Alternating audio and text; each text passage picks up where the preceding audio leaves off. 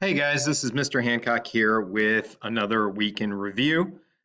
This is just kind of a summary of the key assignments from the previous week. So today is Friday, December 11th, and a couple things you need to focus on. One of these is the Macbeth test. Okay, so we have a test today on Friday. It's 25 multiple choice questions and 10 matching questions. So make sure you get that done.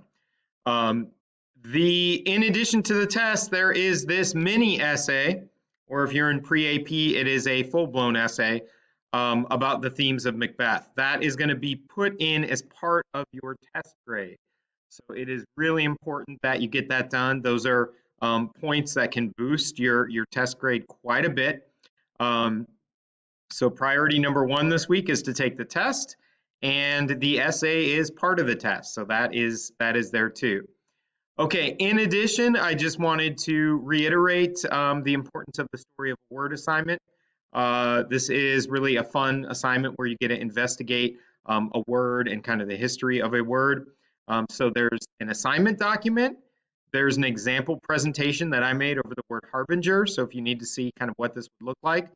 And then this is where you turn in the assignment. That can either be turned in as an attached PowerPoint and an uploaded PowerPoint, or you can turn in a shared link.